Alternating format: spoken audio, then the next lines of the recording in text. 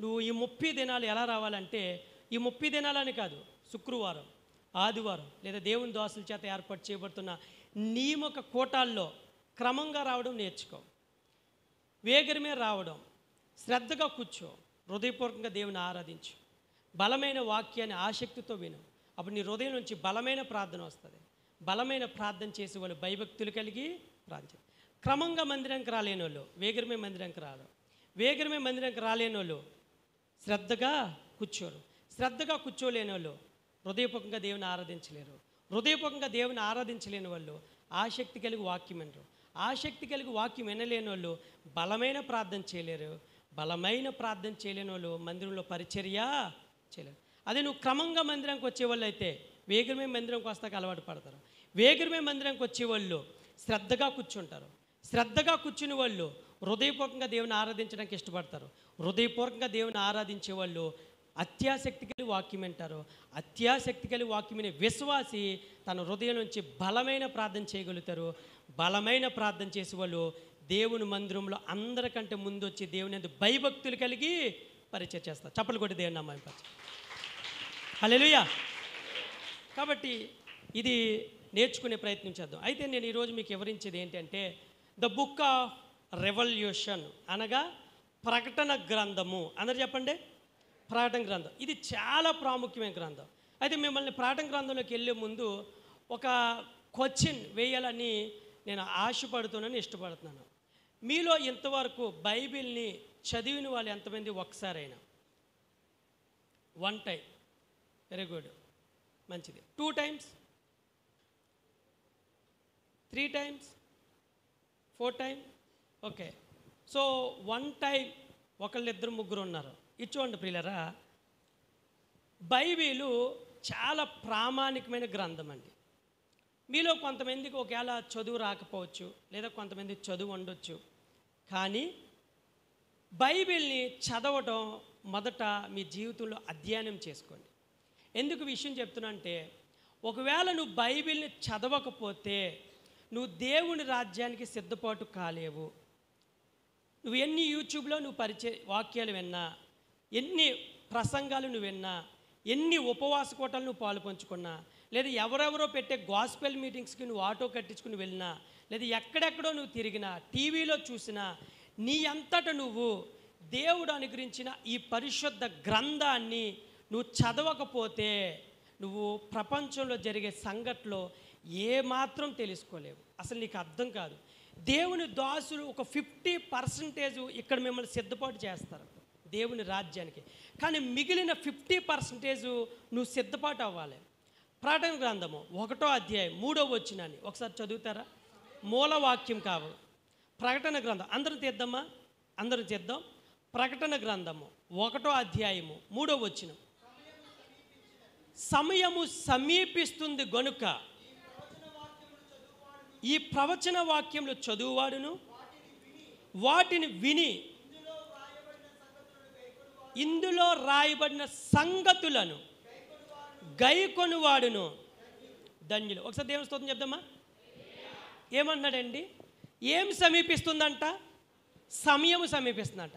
So సమయము సమీపిస్తుంది కాబట్టి నిన్నేమంటున్నాడు? చదవమంటున్నాడు. రెండోది వినమంటున్నాడు. మూడోది ఈ ప్రవచన గ్రంథంలో రాయబడిన ప్రతి లేఖనాన్ని చదివేవాడు, వినేవాడు, గైకునేవాడు వాడు ధన్యుడు అంట. చప్పట్లు కొట్టి దేని నామమున. ఎందుకు ధన్యుడు? కాలము సమీపిస్తుందంట. ఏ కాలము? ప్రతిరోజు మన కాలంలో లేమా? ప్రతిరోజు మనము టైంలో లేమా? ప్రతిరోజు మన కాలాన్ని 24 గంటలు అనుభవించట్లేదా? కాదు, కాలము సమీపిస్తుందంట. ఎవరి కాలము? తండ్రి అయిన దేవుడు రాబోతున్న కాలము సమీపిస్తుంది. ఈ లోకంలో ప్రాణం పెట్టిన యేసుక్రీస్తు కాలము సమీపిస్తుంది. ఆ కాలము సమీపిస్తుంది కాబట్టి ఈ ప్రవచన గ్రంథంలో రాయబడిన ప్రతి లేఖనాన్ని ఎవరైతే చదువుతారో, ఎవరైతే వింటారో, ఎవరైతే గ్రహిస్తారో వారు ధన్యులు. వారు మాత్రమే ధన్యులు. బికాజ్ ఐఎమ్ కమింగ్, నేను రాబోతున్నాను అందుకునే వచ్చుచున్నవాడు ఆలస్యము చేయక త్వరగా రాబోతున్నాడంట. అపవాదైన దృష్టుడు పెట్టినే నువ్వు సెల్ ఫోన్ ఆన్ చేస్తే చాలు అదే చదువుతుంది. నువ్వు ఇంటిపై నీ వంట పని చేస్తా కూడా నువ్వు చదువుకోవచ్చు, నువ్వు వినొచ్చు. నువ్వు చదువు రాకపోయినా పర్లే, ఆధార్ కార్డు లేదా? చదువు రాకపోయినా పర్లే, ఆరోగ్యశ్రీ కార్డు లేదా? చదువు లేకపోయినా పర్లే, ఈరోజు నీ చంద్రన్న బీమకం లేదా? ఏది తక్కువ లేదు. కానీ నువ్వు చదువు లేకపోయినా సాకులు చెప్పడానికి మాత్రం నువ్వు ట్రై చేయకు. నీ ఆత్మీయ జీవితాన్ని నువ్వే కుప్పకూల్చుకున్న దాని అవుతావు, కుప్పకూల్చుకునేవాడు అవుతావు. ఈరోజు టెక్నాలజీ అభివృద్ధి చెందుతుందంటే ప్రతిదీ దేనికోసమో తెలుసా? దేవుడు క్రీస్తు రాకడకు వేదిక అవుతుంది. హల్లెలూయా. ప్రపంచ వేదికకు క్రీస్తు రాకడకు ప్రపంచం సిద్ధపాటు అవుతుంది. ఈరోజు నువ్వు చూస్తున్న సోషల్ మీడియాలో కానీ, ఈరోజు నువ్వు చూస్తున్న టీవీ ఛానల్స్లో కానీ, ఈరోజు నువ్వు చూస్తున్న ఫేస్బుక్, ఇన్స్టాగ్రామ్, ఎవ్రీథింగ్ ఏదైతే నువ్వు వాచ్ చేస్తున్నావో అవన్నీ కూడా క్రీస్తు రాకడికి వేదికని మర్చిపోతున్నావా? మర్చిపోకు దైవ జనాంగమా. అది క్రీస్తు రాకడకు అందుకుని అన్నాడు కదా. క్రీస్తు రాకడకంట ప్రపంచం వేదిక అవుతుంది. కాబట్టి ఈరోజు జరగబోతున్న ప్రతి సంఘటన అందుకుని అన్నాడు. ఈరోజు 5G, ఫైబర్ నెట్, జియో ఇవన్నీ ఊరికి వచ్చినాయి అనుకున్నారా? కాదు బిడ్డ, అవి క్రీస్తు రాకడకు సూచనగా సిద్ధపాటు అవుతున్నాయి. అసలు ప్రకటన గ్రంథం ఎవరు రాశారు? నేను చాలా ప్రాముఖ్యమైన విషయాలు చెప్తాను, నాకు ఇచ్చే సమయంలో నేను ముగిస్తాను. కానీ మీకు చాలా ఇన్ఫర్మేషన్ ఇవ్వాలని ఇష్టపడుతున్నాను. ఆ తర్వాత మీరు ఇంటికి వెళ్ళిన తర్వాత చదివితే మీ జీవితాలు చాలా ఆశీర్వదించబడతాయి. హల్లెలూయా. నేను మా దొమ్మెరి సంఘస్థులు కూడా సెప్టెంబర్ మాసంలో నేను ఇచ్చిన టాస్క్ ఏంటో తెలుసా? ప్రకటన గ్రంథం చదవమన్నాను. ప్రతి నెల ఒక టాస్క్ ఇస్తాను వాళ్ళకి. ఎందుకంటే సేవకుడుగా ఇంటి దగ్గర 6 దినాలు ఉంటారు. వాళ్ళు మహావస్తు శుక్రవారం 1 గంట వస్తారో, ఆదివారం 2 గంటలు 2.5 వస్తారు. కానీ ఎక్కువ శాతం ఒక విశ్వాసులుగా మనందరం గడిపేది ఎక్కడండి? ఇంటి దగ్గరే. ఆ ఇంటి దగ్గర వాళ్ళ వేడి తగ్గకూడదంటే, వాళ్ళ ఆత్మీయ జీవితం కూడా పదిలంగా కాపాడాలంటే వాళ్ళకు హోంవర్క్ ఇవ్వాలి. అప్పుడు వాళ్ళ ఆత్మీయ జీవితం, అమ్మో ఈరోజు ఈ సేవకుడు నాకు ఇది ఇచ్చాడు, ఈ టాస్క్ ఇచ్చాడు, ఇది చదవమని అడిగాడు, లేదా ఇది చదవమని అడుగుతారు తర్వాత, కాబట్టి నేను చదవాలి. ఈరోజు నేను వాళ్ళకి ఇచ్చిన టాస్క్ ఏంటంటే సెప్టెంబర్లో ప్రకటన గ్రంథం చదవమన్నాను. దేవుని మహాకృపను బట్టి ఒక 6 నెలల నుంచి దుబాయ్ కంట్రీ, సౌదీ అరేబియా వాళ్ళకే నేను వాక్యం చెప్తున్నాను. దాదాపు ఒక 12 దేశాలకు అనమాట. దేవుని స్తోత్రం చెప్దామా? సో నేను చెప్తున్నా అంటే మీరు నాకు ఏదో అక్కడి నుంచి వచ్చేస్తుంది అనుకోబాకండి. నేను ఉచితంగానే చెప్తున్నాను. వాళ్ళు ఎవరో కూడా నాకు తెలియదు. యూట్యూబ్లో నా మెసేజ్ విని, బ్రదర్ మీ వాక్యం బాగుంది, చాలా పవర్ఫుల్గా ఉంది, చాలా స్పష్టంగా చెప్తున్నారు, మాకు వాక్యం చెప్తారా అంటే, సో నేను వాళ్ళకి ప్రతి మంగళవారం వాళ్ళకి నేను టైం ఇచ్చాను అన్నమాట. సో ప్రతి మంగళవారం వాళ్ళకి నేను ప్రకటన గ్రంథం చదివిచ్చేసాను పోయిన ఆగస్టు నెలలో. వాళ్ళు ఆశ్చర్యపోయారు. మేము ఎక్కడో ఉన్నా కానీ ఇది సంఘంగా భావించి మీరు నా చేత ప్రకటన గ్రంథం చదివించారు బ్రదర్. సార్ నిజంగా మేము చాలా విషయాలు నేర్చుకున్నాం, అసలు ఎంతవరకు మేము ప్రకటన గ్రంథం టచ్ చేయలేదు అన్నారు. ఇప్పుడు వాళ్ళకి దానియేలు గ్రంథాన్ని చదివిస్తున్నాను అనమాట. ఎందుకంటే దానియేలు గ్రంథంలో, యెషయా గ్రంథంలో, హెజ్కేలు, ఇర్మియా గ్రంథంలో ప్రకటన గ్రంథానికి సంబంధించిన ప్రతి లేఖన భాగం చాలా దగ్గరగా ఉంటాయి. అవి మీకు చెప్తాను ఒక్కొక్క భాగంలో ఏమేమి రాయబడి ఉందో. కాబట్టి ఇక్కడ నుండి మీరు స్టార్ట్ చేయవలసింది ఏంటంటే ప్రకటన గ్రంథం చదవండి. పోయిన సంవత్సరం మేము ఈ సంవత్సరం 40 దినాలు మేము ఉపవాస కూటాలు పెట్టినప్పుడు మత్తయి, మార్కు, లూకా, యోహాను సువార్తలు చదివిచ్చేసాను సంఘస్థులతో. ఇప్పుడు చెప్తున్నట్టు వాళ్ళు కొన్ని పాయింట్లు క్యాచ్ చేస్తున్నారు. హల్లెలూయా. కొన్ని విషయాలు అర్థమవుతున్నాయి. ఓహో నిజం ఇక్కడ రాయబడి ఉంది కదా, ఇంతవరకు చదవలేని వాళ్ళు కూడా అయ్యగారు మేము చదువాం నిజంగా అని చెప్పి.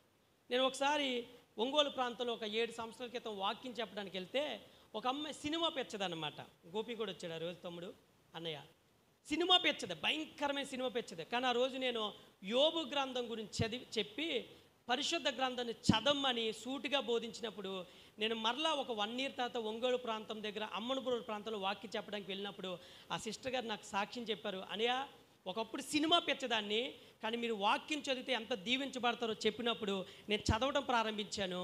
మా ఇల్లు 18 సంవత్సరాలుగా పెంకిటిల్లో ఉన్న మేము ఈరోజు డబుల్ స్టేర్ బిల్డింగ్లో ఉన్నామని అన్నారు. చప్పట్లు కొడతారా? నా సెల్ ఫోన్లో ఉంది వీడియో, నాకు చూపించే టైం లేదు కాబట్టి నేను చూపించట్లేదు. కానీ చెప్తున్నా ప్రియులా, మన జీవితాలు మారాలంటే గ్రంథం చదవండి. ఈరోజు న్యూస్ పేపర్ మారిపోతుంది, రోజు వచ్చే న్యూస్ పేపర్. ఈరోజు టీవీ ఛానల్స్లో న్యూస్ మారుతుంది. పిల్లలు చదువుతున్న బుక్స్ మారిపోతున్నాయి. BTech books, 10th class books, intermediate books, everything change but never change the holy scripture. చప్పట్లు కొట్టి దేవుని నమ్మ ఇంపత్తవా. ఇప్పటికీ ఎప్పటికీ మారని గ్రంథం పరిశుద్ధ గ్రంథం.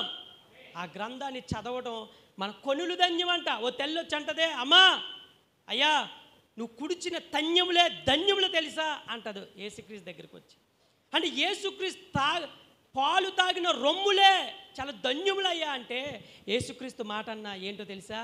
నువ్వు వాటికంటే ధన్యులు అన్నావు కదా, ఈ పరిశుద్ధ గ్రంథంలో చదివిన ప్రతి ఒక్కరు ఇంకా ధన్యులు.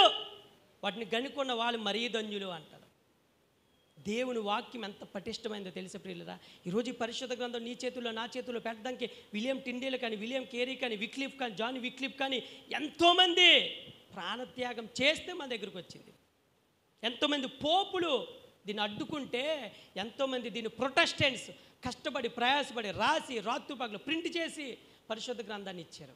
అలాంటి గ్రంథాన్ని మనం నిర్లక్ష్యం చేస్తే ప్రపంచం నీకేం జరగబోతుందో నీకేం తెలుస్తుంది?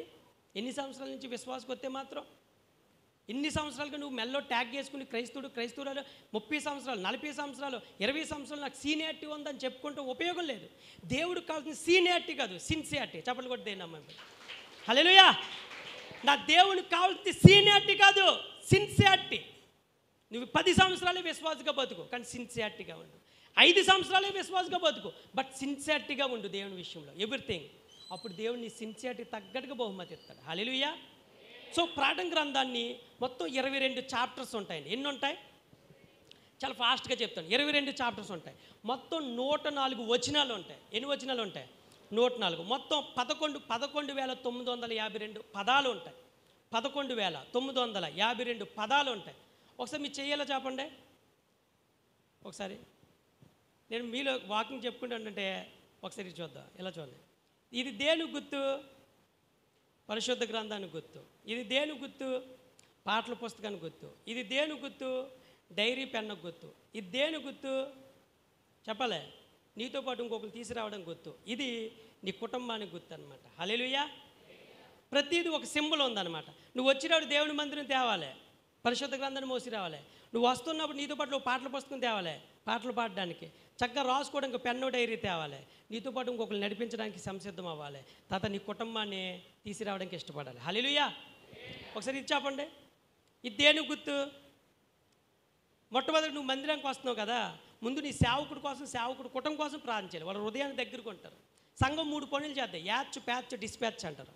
యాచ్, ప్యాచ్, డిస్పాచ్ అంటే నువ్వు పుట్టినప్పుడు పేరు పెట్టేది సంఘమే, నీకు వివాహం వచ్చిన పెళ్లి చేసేది సంఘమే, నువ్వు పరలోక రాజ్యం వెళ్ళేటప్పుడు కూడా ఎవరో సంఘమే చేద్దాం. దాన్ని యాచ్, ప్యాచ్, డిస్పాచ్ అంటారు.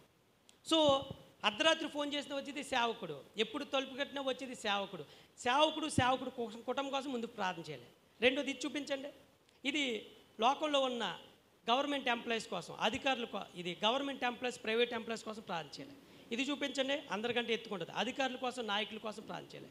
ఇది బలహీనులు, హాస్పిటల్లో ఉన్న రోగులు, బలహీనులు, సమస్యల కోసం ప్రార్థన చేయాలి.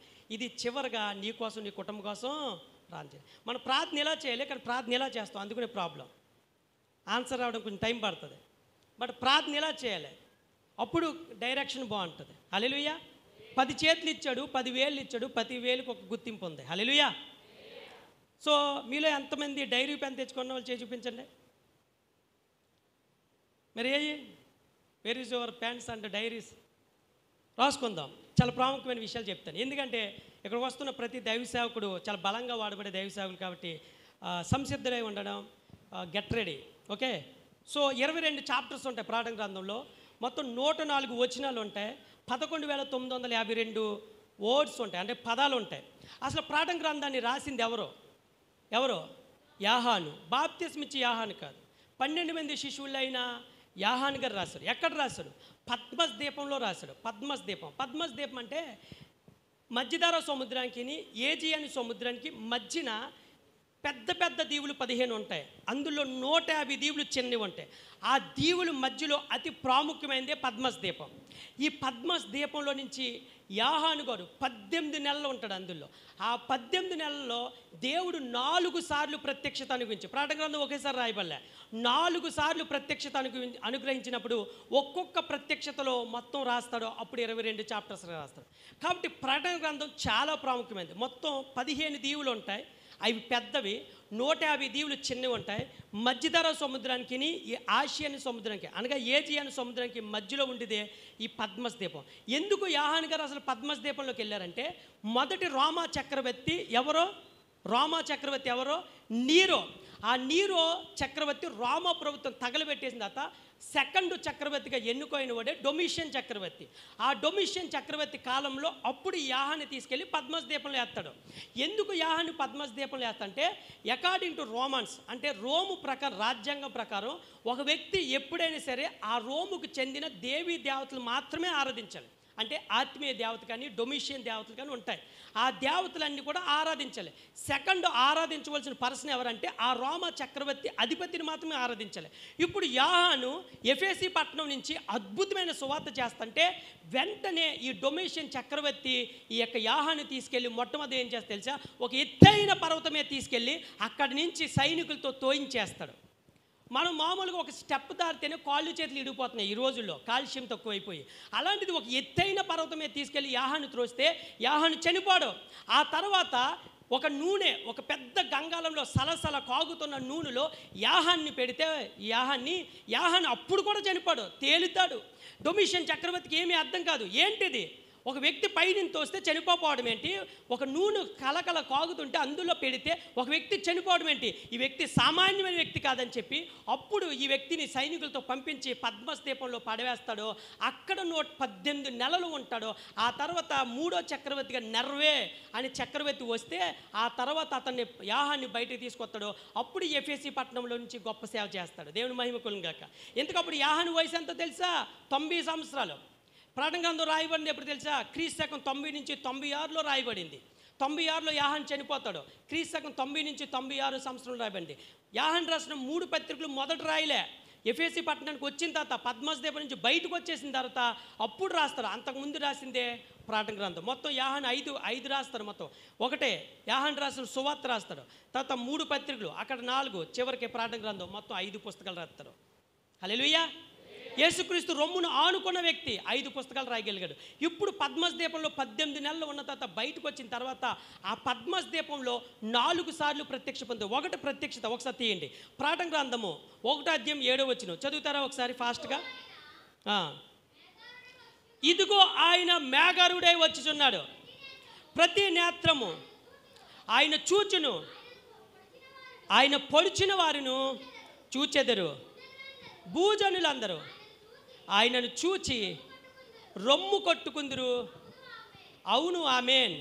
ఇది మొదటి ప్రత్యక్షత. అనగా అక్కడ ఆత్మవశుడై ఉందా లేదా, ఉందండి. మొదటి దాంట్లో మొదటి ప్రత్యక్షత యాహాను ఆత్మవశుడై ఉన్నప్పుడు మొదటి ప్రత్యక్షం చూస్తాడనమాట. అప్పుడు ప్రకటన గ్రంథంలో అప్పుడు ఏసు చూస్తుంటే మొత్తం 7 దీపాల మధ్య యేసుక్రీస్తు సంచరిస్తున్నవాడు, 7 నక్షత్రాల మధ్య సంచరిస్తున్నవాడు చూస్తాడనమాట.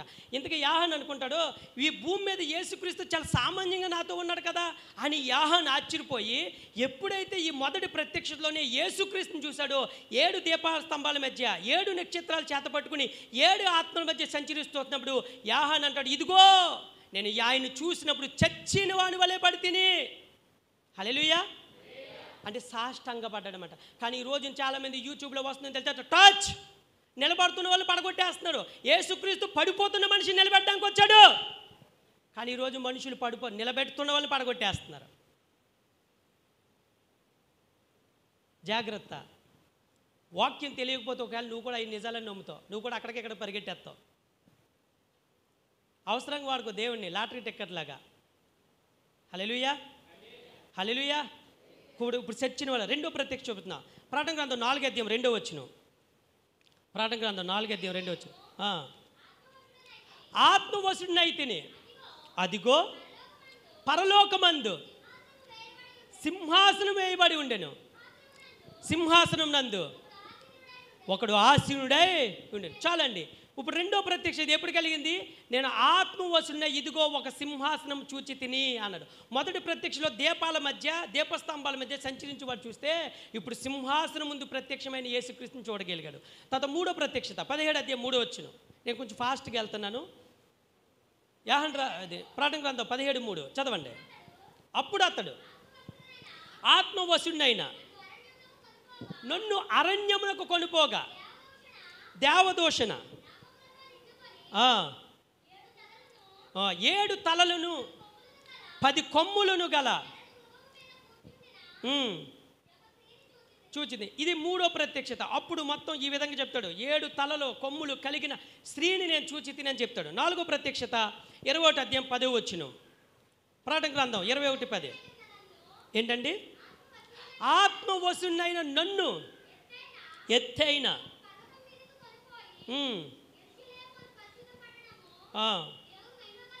మహిమ గలదై పరలోకమందున్న ఏంటండి దేవుని యొద్ద నుండి దిగివచ్చుట నేను చూపానంట. ఇది 4వ ప్రత్యక్ష. అనగా పరలోకం నుంచి దిగువచ్చుట నేను చూసాను, ఆ మహిమ సింహాసనం నుంచి, ఆ దేవల సింహాసనం నుంచి అని చెప్పి మొత్తం 4 ప్రత్యక్షతలో ప్రకటన గ్రంథం రాస్తాడు. అయితే చాలామంది సైంటిస్టులు అసలు ఈ ప్రకటన గ్రంథము యోహాను చేత రాయబడిందా, అసలు ఉందా అని చెప్పి సైంటిస్టులు ఏంటంటే 1999లో, ఎప్పుడండి 1999లో ఎవరంటే వరల్డ్ హెరిటేజ్ కన్వెన్షన్ అనే ఆర్కియాలజిస్ట్ వాళ్ళని షార్ట్కట్లో యునెస్కో అంటారన్నమాట. యునెస్కో అంటారు, వీళ్ళ గ్రీక్ వాళ్ళు అనమాట. వీళ్ళు కనిపెట్టినప్పుడు ఎగ్జాక్ట్లీగా పద్మస్ దీపం అక్కడ ఉంది. ఆ పద్మస్ దీపంలో యోహాను రాసిన ఆ యొక్క అది విలువైన సమాచారం కూడా వాళ్ళు సేకరించింది. అనగా బైబిల్ ఎప్పుడు కూడా ఆధారం లేకుండా చరిత్రకే ఒక విషయాన్ని కూడా పబ్లిష్ చేయడు. దేవుని స్తోత్రం చెప్పండి. హల్లెలూయా. ప్రపంచంలో ఏదైనా యాక్యురసీ సబ్జెక్ట్ కానీ యాక్యురసీ టంగ్ కానీ బయట రిలీజ్ చేసినది అది బైబిల్ మాత్రమే. కనిపెట్టిన ప్రతి ఒక్కరు కూడా ఆశ్చర్యపోయే సంగతులను నిగూఢపరిచారు. అప్పుడు వరల్డ్ హెరిటేజ్ కన్వెన్షన్ వాళ్ళు, ఆ యునెస్కో వాళ్ళు ఆ పద్మస్ దివుల్లోకి వెళ్ళి వాళ్ళు యోహాను రాసిన దివులు చూశారు, ఆ గ్రంథపు చుట్టలు చూశారు. యోహాను ఇక్కడ అద్భుతంగానే పరిచర్య చేశాడు, ఇక్కడ సంస్థ స్థాపించాడు అని చెప్పి ఇప్పుడు వాళ్ళే కట్టి ఒక అద్భుతమైన మందిరాన్ని కట్టారు. ఇప్పుడు అనేక మందికి సందర్శకులుగా మారింది. హల్లెలూయా. కాబట్టి ప్రియులారా, ప్రకటన గ్రంథంలో చాలా ప్రాముఖ్యమైన విషయాలు ఉంటాయి, చారిత్రాత్మక విషయాలు ఉంటాయి పరిశుద్ధ గ్రంథం. అవన్నీ మన కనులతో చూడడం, చెవితో వినటం, హృదయంతో గ్రహించటం ఈ భూలోకంలో ఒక క్రైస్తవుడికి మాత్రమే ఇచ్చాడండి. కానీ ఒక క్రైస్తవుడిగా నీ విలువేంటో మనం తెలుసుకోక మనం ఎప్పుడు భేదోల్లాగా, ఏదో బెకారోల్లాగా, నేను పాపిని, లేదా నేను ఇది మట్టిని పురుగుని అనుకుంటావు. కానీ అసలు నీ విలువేంటో నీకు తెలవదంటాడు దేవుడు. హల్లెలూయా. కానీ నువ్వు తెలుసుకుంటే నీ చేతిలో పెట్టిన ఈ హోలీ స్క్రిప్చర్ దాని వాల్యూ ఏంటో నువ్వు తెలుసుకుంటే ముందు నీ వాల్యూ అర్థమవుద్ది. ఆమేన్. హల్లెలూయా. కాబట్టి first you have to read the Bible. ఇక్కడ నుండి మీరు బైబిల్ చదవడం నేర్చుకోగలిగితే ప్రియరా మన జీవితాల్లో, మన కుటుంబాల్లో ఎనలేని ఆశీర్వాదాలు చూడగలుగుతాం. హల్లెలూయా. తర్వాత ప్రకటన గ్రంథంలో ఇంకేమున్నాయి ఒకసారి నేను చెప్తాను ఫాస్ట్గా. ఒకటి ఇటు చూడండి, ప్రకటన గ్రంథంలో ఒకసారి ప్రిన్స్ ఇటు రామ్మ, నేను కొన్ని మీకు చార్ట్ చూపిస్తాను దయచేసి. ఇటు చూడండి ప్రియులరా, ఇది చూపించే పైకి ఇటు చూడండి, తమ్ముడు చూపిస్తున్నాడు కదా, ఇటు చూడండి ప్రియులరా. ప్రకటన గ్రంథంలో మొత్తం 7 సంఘాలు ఉంటాయి. ఎన్ని సంఘాలు ఉంటాయి? ఫస్ట్ సంఘం వచ్చి ఎఫెసు, స్ముర్న, పెర్గము, తుయతేరా, సార్దీసు, ఫిలదెల్ఫియా, లవొదికీయ. ఈ 7 సంఘాలు ప్రస్తుతం ఉన్న ఏదో సంఘంలో నువ్వు ఉంటావు. 7 సంఘాలు, ఈ ప్రపంచంలో ఉన్న అన్ని సంఘాలకు 7 సంఘాలు మ్యాచ్ అవుతాయి మొత్తం. అయితే ప్రపంచంలో ఎక్కువగా సంఘము విస్తరణ, ఆదిమ సంఘము మిషనరీ కానీ ఎక్కువగా ప్రబలింది ఎక్కడంటే ఎఫెసీ సంఘం నుంచే. పౌలు ఎఫెసీ సంఘం నుంచే తిమోతికి రాసిన మొదటి పత్రిక, 2వ పత్రిక రాస్తాడు. యోహాను ఇక్కడే రాస్తాడు. మొత్తం 3 పత్రికలు, ప్రకటన గ్రంథం కూడా. కాబట్టి ఎఫెసీ సంఘము ప్రపంచానికే ఒక ఆధారం, మిషనరీ కూడా ఇక్కడ పడుతుంది. అయితే ఇప్పుడు 7 సంఘాలు కూడా యోహాను ఈ ప్రకటన గ్రంథాన్ని రాసి దీన్ని 7 కాపీలు తీసి అప్పుడు ఒక్కొక్క సంఘానికి మిలేతు పట్టణం నుంచి ఒక సహోదరుడు బయలుదేరి ఎక్కడికి బయలుదేరుతాడో పద్మస్ దీపం నుంచి మొత్తం ఎక్కడికి వస్తాడు, ముందు మిలేతుకు వస్తాడనమాట. ఈ మిలేతు నుంచి అప్పుడు ఎఫెసీకి వెళ్తాడు ఫస్ట్, తర్వాత స్ముర్నాకి వెళ్తాడు, పెర్గమకి వెళ్తాడు, తుయతేరాకి వెళ్తాడు, సార్దీస్కి వెళ్తాడు, ఫిలదెల్ఫియాకి వెళ్తాడు, లవొదికీయకి వెళ్తాడు. ఇది ప్రకటన గ్రంథంలో రాసిన మొత్తం ఈ 22 అధ్యాయాల యొక్క ఈ యొక్క ప్రవచనాత్మకమైన ఈ సందేశాలను దేవుడైన యేసుక్రీస్తే యోహాను చేత రాయించి ఒక్కొక్క సంఘానికి చెప్తాడనమాట. ఇదిగో నీ సంఘం పరిస్థితి ఎలాగుంది, నీ సంఘం ఇందులో బలంగా ఉంది, ఇందులో బలహీనంగా ఉందని కొన్ని సంఘాలను పూర్తిగా తిట్టాడు, కొన్ని సంఘాలను పూర్తిగా మెచ్చుకున్నాడు, కొన్ని సంఘాలను అయితే తిట్టాడు, మెచ్చుకున్నాడు. అనగా మన ఆత్మీయ జీవితం ఈ 7 సంఘాల్లో ఏదో ఒక సంఘానికి దగ్గరగా మాత్రం ఉంటుందన్నమాట. ఇప్పుడు ఇది సి ఆకారంలో ఉంటుంది. ఈ 7 సంఘాలు ఎలాగుంటాయి చెప్పండి? సి ఆకారంలో ఉంటుంది. అలాగే ఒకసారి ఇటు చూద్దాం ఒకసారి. ఇప్పుడు ఇతను మిలేతు నుంచి బయలుదేరి ఎక్కడికి వెళ్తాడో, పద్మాస్ ద్వీపం నుంచి మిలేతుకి 56 మైళ్ళు ఉంటామంట. అంటే మైలు అంటే కిలోమీటర్ కంటే ఎక్కువ, అంటే 1.5 అనమాట. అనగా 1.5 కిలోమీటర్ని మైలు అంటారనమాట. ఇప్పుడు మిలేతు నుంచి పద్మాస్ ద్వీపం నుంచి మిలేతుకి 56 మైళ్ళు అనగా కిలోమీటర్లో లెక్క చేస్తే 73 కిలోమీటర్స్. ఇప్పుడు రెండోది, మిలేతు నుండి ఎఫెసుకి 25 కిలోమీటర్లు, ఎఫెసు నుంచి స్మర్నాకి 35, స్మర్నా నుంచి పెరమకి 45, పెర్గమ నుంచి తుయేతేరా 40, తుయేతేర నుంచి సార్దీసు 30, సార్దీస్ నుంచి ఫిలదెల్ఫియా 45, ఫిలదెల్ఫియా నుంచి లొవొదికీకి 90 మొత్తం 40 కిలోమీటర్స్. అనగా ఈ 7 సంఘాలు కూడా ఈ ప్రకటన గ్రంథాన్ని దేవుడు పంపిస్తాడు. ఎందుకు పంపిస్తాడు? అంత ప్రాముఖ్యమైనది. నువ్వు వెచ్చగా లేవు, చల్లగా లేవు, నువ్వు శ్రమల్లో తట్టుకున్నావు, నువ్వు శ్రమల్లో లేవు, జరగబోయే ప్రతిదీ కూడా బోధిస్తాడు. ప్రకటన అనగానే అర్థం ఏంటంటే ప్రత్యక్షత అని అర్థం. హల్లెలూయా. ప్రకటన అనే అర్థం ఏంటంటే ప్రత్యక్షత, రెవల్యూషన్. జరగబోయే ప్రతి సంఘటన సూచించి దేవుడు ఏ విధంగా తీర్పు ఉండబోతుందో, ఏ విధంగా నరకం ఉండబోతుందో, ఏ విధంగా ఆయన జీవ కిరీటాలు, మహిమ కిరీటాలు, అక్షయ కిరీటాలు, ఆనంద కిరీటాలు ఇవ్వబోతున్నాడో అవన్నీ కూడా దేవుడు ప్రవచనాత్మక యాహానికి బయలుపరిచి ప్రపంచానికి అందించాడు ఈ పరిశుద్ధ గ్రంథం ద్వారా. చప్పట్లు కొట్టి దేని నామం పరచాలి. హల్లెలూయా. ఈరోజు ప్రపంచంలో జరగబోయేది ఎవరికైనా తెలుస్తుంటే ఒక క్రైస్తవుడికనండి, ఇంకెవ్వరికి తెలియదు. జరగబోయేది, జరిగేది ఏంటనేది వాస్తవం ఏంటని నీకు నాకు తెలుసు. కానీ ఇది మన పక్కన పెట్టుకుని కిటికీలోనూ కారు డిక్కీలోను, బైక్ డిక్కీలోను, ఇండో కిటికీలో పెట్టుకుని మాత్రమే దులిపి తెస్తున్నాం. అంత మన చేతిలో పెట్టాడు దేవుడు. కానీ కాస్త మనం ఒళ్ళు ఉంచితే మంచిది, కాస్త నడుమొంచి కాస్త కొంచెం సమయం కేటాయిస్తే ఈరోజు నీకంటే గొప్పవాడు ఈ భూమి మీద లేనేలేడు. హల్లెలూయా. మనకంత ధన్యులు ఈ లోకంలో లేనేలేరు. కాబట్టి పరిశుద్ధ గ్రంథం అంత ప్రాముఖ్యమైనది. తర్వాత ప్రియులరా, ఒక విషయం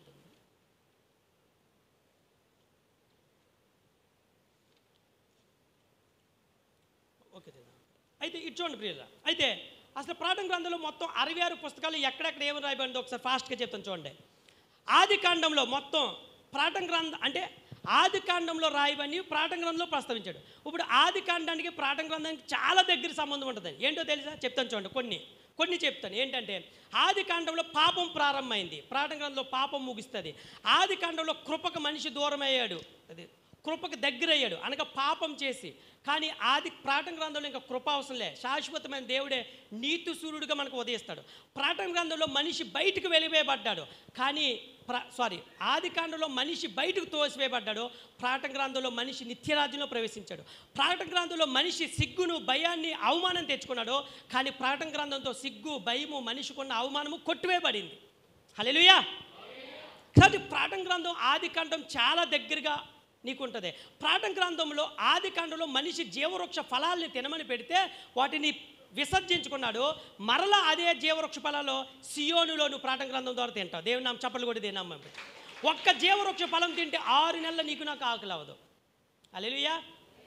కాబట్టి ఎంతో ప్రాముఖ్యత. తర్వాత మీకు క్వశ్చన్ చెప్తున్నా. అయితే ప్రకటన గ్రంథంలో ఆది కాండంలో ప్రస్తావించిన విషయాలు ఎన్నో ఉన్నాయో తెలుసా? 27 సార్లు ప్రకటన గ్రంథంలో ప్రస్తావించబడింది. ఆది కాండంలో రాయబడిన కొన్ని విషయాలు ప్రకటన గ్రంథంలో 27 సార్లు ప్రస్తావించాడు. నిర్గమాకాండంలో ఆది కాండంలో 13 సార్లు, నిర్గమాకాండంలో 27 సార్లు, లేవ్యాకాండంలో 14 సార్లు, సంఖ్యాకాండంలో 13 సార్లు, ద్వితీయోపదేశకాండం 10 సార్లు, యెహోషువ 1 ఉంటుంది, న్యాయాధిపతులు 1 ప్రవచనం ఉంటుంది, మొదటి సమూయేలు 2 సమూయేలు 1 ప్రవచనం ఉంటుంది, మొదటి రాజులు 2 రాజులు 6 ప్రవచనాలు ఉంటాయి, క్రోనికల్స్ అంటే మొదటి దినవృత్తాంతంలో 1 ప్రవచనం ఉంటుంది, నెహెమ్యా 1 ప్రవచనం ఉంటుంది, కీర్తనలో 43 ప్రవచనాలు ఉంటాయి, సామెతలు 1 ప్రవచనం ఉంటుంది, యెషయా గ్రంథం 79 ప్రవచనాలు ఉంటాయి, ఇర్మియా గ్రంథం 21 ప్రవచనాలు ఉంటాయి, హెజ్కేలు గ్రంథం 43 ప్రవచనాలు, దానియేలు గ్రంథం 53 ప్రవచనాలు, ఓషియా 2 ప్రవచనాలు, యోవేలు 8 ఉంటాయి, ఆమోసు 9 ఉంటుంది, హబక్కూకు 1 ఉంటుంది, జఫన్యా 2 ఉంటుంది, జక్రియా 15 ఉంటుంది, మలాకి 1 ఉంటుంది. అనగా నువ్వు చదువుకున్న ఈ 60 పుస్తకాల యొక్క సారాంశం ఏంటో తెలుసా? అన్నీ మిక్స్ చేసి జ్యూస్ అయితే వచ్చితే ప్రకటన గ్రంథం. చప్పట్లు కూడా దేని నమ్మ. ఈ 66 పుస్తకాలు అంటే 65 పుస్తకాలని నువ్వు మిక్సీలో జ్యూస్ అయితే వచ్చితే ప్రకటన గ్రంథం. కొత్త నిబంధన చెప్తాను చూడండి. మత్తయి మత్తయి అనగా అర్థం ఏంటి అసలు? దేవుని వరం అని అర్థం మత్తయి అంటే. మత్తయి ఎవరికి రాశాడు? మత్తయి సువార్త యూదులకు రాశాడు. ఎలా రాశాడు తెలుసు? యూదులు యోధా గోత్రపు సింహంగా రాశాడు. మత్తయి, మార్కు, లూకా, యోహాను ఉన్నాయి కదా, అవి ఎక్కడ ప్రస్తావించారు తెలుసా? ప్రకటన గ్రంథం 4:7 చదవండి. ప్రకటన గ్రంథం 4:7 ఫాస్ట్. ఏంటండి? మొదటి జీవి సింహము వంటిది, రెండో జీవి దూడ వంటిది, మూడో జీవి మనుషుని ముఖము వంటిది, ముఖము గలది, నాలుగో జీవి ఎగురుచున్న పక్షి వంటి. ఇటు చూస్తున్నా. ఇప్పుడు మత్తయి ఉన్నా కదా, మత్తయి యూదులకు రాశాడు. ఎలా రాశాడు తెలుసా? యేసుక్రీస్తుని ఎలా పరిచయం తెలుసా? ఒరే, ఈ యేసుక్రీస్తు యోధా గోత్రపు సింహము. చప్పట్లు కొడితే ఏంటమ్మా పచ్చలు. సో మత్తయి యూదులకి మత్తయి సువార్తను రాసేటప్పుడు ఎలా రాశాడు? యోధా గోత్రపు సింహంగా రాశాడు. అందుకనే ప్రకటన గ్రంథంలో మొదటిది ఏమని రాశాడు చెప్పండి? ఎవరంట? మొదటిదే సింహము. ఆ సింహమే యోధా గోత్రపు సింహం అని రాశాడు. రెండోది మార్కు సువార్త ఎలా పరిచయం చేశాడు తెలుసా? దూడ వంటిది అన్నాడు. అంటే ఎద్దు, అంటే సేవకుడిగా పరిచయం చేశాడు మార్కు. చాలామంది మార్కు సువార్త మార్కు రాశాడు అనుకుంటారు. కాదు, పౌలు దాన్ని చెప్పుతుండంటే మార్కు రాశాడు. యాక్చువల్గా అది మార్కు సువార్త. యాక్చువల్గా మార్కు రాదు. మార్కు ఎవరు? బర్నబా యొక్క మేనలుడే మార్క్ అనమాట. బర్నబా అపోస్తుల కార్యంలో బర్నబాస్ ఉంటాడు కదా, ఆ బర్నబా యొక్క మేనలుడే మార్కు. పేతురు చెప్తుంటే పేతురు చదువు రాదు. ఎందుకు? పేతురు ఇల్లెట్రేటు అనగా జాలరీ, ఆ ఫిషరీస్ మ్యాన్ ఆయన. కాబట్టి పేతురు చెప్తుండంటే మార్కు రాశాడు. కానీ పేతురు దాన్ని మార్కు సువార్తనే పెట్టమన్నాడు అనమాట. అందుకుని దానికి పేతురు మార్కు సువార్తగా డిక్లేర్ చేశాడు. ఆ తర్వాత మాత్రం పేతురు రాసిన మొదటి పత్రిక, రెండో పత్రిక అది సిల్వన్ రాశాడు పేతురు చెప్తుంటే.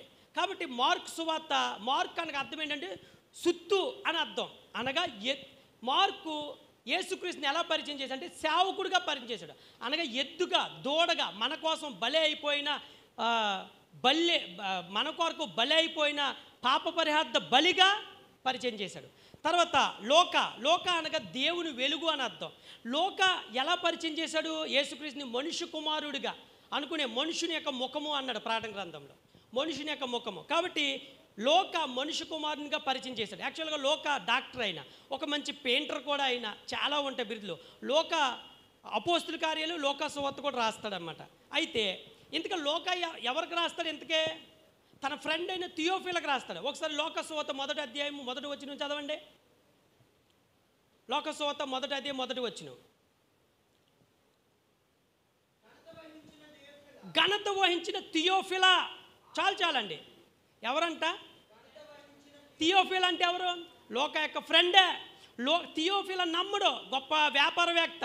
కానీ తనకే ఒరే నేనే నమ్మాను, ఒక గ్రీకుకు చెందిన వ్యక్తిని, ఒక యేసుక్రీస్తుని నమ్మడానికి 100 సార్లు ఆలోచించే వ్యక్తిని నేనే యేసుక్రీస్తుని నమ్మనరా, నువ్వు కూడా నమ్మని తన ఫ్రెండ్కి రాసిందే లోక సువార్త. అదే లోక సువార్త మళ్ళీ అదే థియోఫిలా దేవుళ్ళలోంచి తెప్పుకున్నప్పుడు అపోస్తుల కార్యాలు రాశాడు. అపోస్తుల కార్యాలు 1:1 అతను మళ్ళీ చాలు. అక్కడేమన్నాడు? లోక సువార్తలో ఘనత వహించిన థియోఫిలా, రెస్పెక్ట్ ఇచ్చాడు. కానీ థియోఫిలా మళ్ళీ లోకంలో కలిసి తెప్పిపోతున్నాడు. అప్పుడు ఏమంటా? ఓ థియోఫిలా అంటే హెచ్చరిక అని అర్థం అనమాట. నువ్వేమనుకుంటున్నావు? థియోఫిలా అని పరిశుద్ధ గ్రంథం ఇవన్నీ అదేంటి శిష్యులు అపోస్తుల కార్యాలు ఇంత అద్భుతంగా యేసుక్రీస్తు ఆరోహం అయిపోయిన తర్వాత ఇంత పరిచర్య జరిగింది అని థియోఫిలాని తన ఫ్రెండ్ని రక్షించుకోవడానికి రాసిందే లోక సువార్త. తర్వాత అపోస్తుల కార్యాలు అన్నమాట. తర్వాత యోహాను యేసుక్రీస్తుని ఎలా పరిచయం చేశాడు? ఎగురుచున్న పక్షితో సమానంగా పోల్చాడు. అనగా యోహాను అనగా దేవుని కృప లేదా యెహోవా దానం అని అర్థం. సో యోహాను యేసుక్రీస్తుని దేవుని కుమారుడిగా పోల్చాడు. దాన్నే ప్రకటన గ్రంథంలో ఎగురుచున్న పక్షిరాజుతో పోల్చాడు. కాబట్టి ప్రకటన గ్రంథము మొత్తం 65 పుస్తకాలను జ్యూస్ చేస్తే వచ్చిదే ఆ 66 పుస్తకమైన ప్రకటన గ్రంథం. సో ఈ ప్రకటన గ్రంథంలో యేసుక్రీస్తు ఎన్నెన్ని సంగతులు చెప్పాడో ఒకసారి నేను చెప్తాను చూడండి. 7 అనే సంగతి గురించి చాలా ప్రాముఖ్యమైన విషయాలు చెప్పాడండి. ఏంటండి? 7. రెండోది 12 అనే సంఖ్య గురించి. 7 అనగా అర్థం ఏంటి? సంపూర్ణము కదా. అసలు 7 విషయాల మీద ఎన్నున్నా చెప్తాను చూడండి త్వరగా. 1 7 ఆత్మలు కలిగిన వాడు. రెండోది 7 నక్షత్రాలు. మూడోది 7 దీపస్తంభాలు. నాలుగోది 7 ముద్రలు. ఐదోది 7 కొమ్ములు. ఆరోది 7 కన్నులు. ఏడోది 7 దూతలు. ఎనిమిదోది 7 బూరలు. 9ది 7 ఉరుములు, 10ది 7 తలలు, 11ది 7 కిరీటాలు, 12 7 తెగుళ్ళు, 13 7 పాత్రలు, 14 7 కొండలు, 15ది 7 రాజులు. 7 అనే సంఖ్య ప్రకటన గ్రంథంలో మొత్తం 54 సార్లు ఉంటుంది. ఇవన్నీ అలంకారం రూపంగా, అనగా 7 నక్షత్రాల మధ్య 7 ఆత్మలు, 7 కొమ్ములు, 7 కన్నులు, 7 దేవదూతలు, 7 కిరీటాలు, 7 రాజులు అని చెప్పి అలంకారం రూపంగా 7 అనే సంఖ్యను ఉపయోగించాడు. అది 7 అనగా సంపూర్ణ సూచన. 12 అనేది ఎక్కడెక్కడ ఉపయోగించాడు? ఒకటే. 12 అనే సంఖ్య ఒకటే. 12 గోత్రాలు, 2ది 12 నక్షత్రాలు, 3వది 12 గుమ్మాలు, 4 12 పునాదులు, 5వది 12 అపోస్తుల పేర్లు, 6వది 12 దూతలు, 7వది 12,000 అంటగా 700 కోసులు అంటారు. అంటే పట్నం యొక్క చదరాన్ని కొలుస్తాడు. అది కూడా మొత్తం 12తో సమానం. అనగా ప్రకటన గ్రంథంలో ఉపయోగించిన సంఖ్యలు ఏంటంటే 7 అనే సంఖ్యని 54 సార్లు ప్రస్తావించాడు. కానీ అలంకారం రూపంగా మొత్తం 15 వాటిని ఉపయోగించాడు. తర్వాత 12 సంఖ్యను ఎక్కువగా ఉపయోగించాడు. అది దాదాపు 10 సార్లు ఉంటుంది ప్రియులారా. అనగా ప్రకటన గ్రంథంలో రాయబడిన ప్రతిదీ కూడా ఇప్పుడు జరగబోతుంది. చాలా జరగబోతున్నాయి. మనం అనుకుంటాం కదా. ఒక ఎగ్జాంపుల్ చెప్తాను.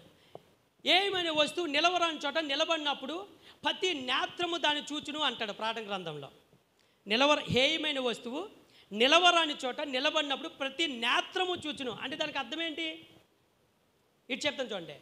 ఇప్పుడు మనం వాడుతున్న జియో ఫైబర్ లేదంటే 4G 5G ఉంది కదా. ఇంకా కమింగ్ ఫ్యూచర్లో ఇది 10G అవ్వచ్చు, 12G అవ్వచ్చు, ఎంత G అయినా అవ్వచ్చు కదా. అంటే అంత టెక్నాలజీ అభివృద్ధి చెందాడు కదా. అప్పుడు ఈ యొక్క యాంటీ క్రైస్ట్ మొత్తం శాటిలైట్ సిటీ ద్వారా మాట్లాడతాడండి ప్రపంచంతో.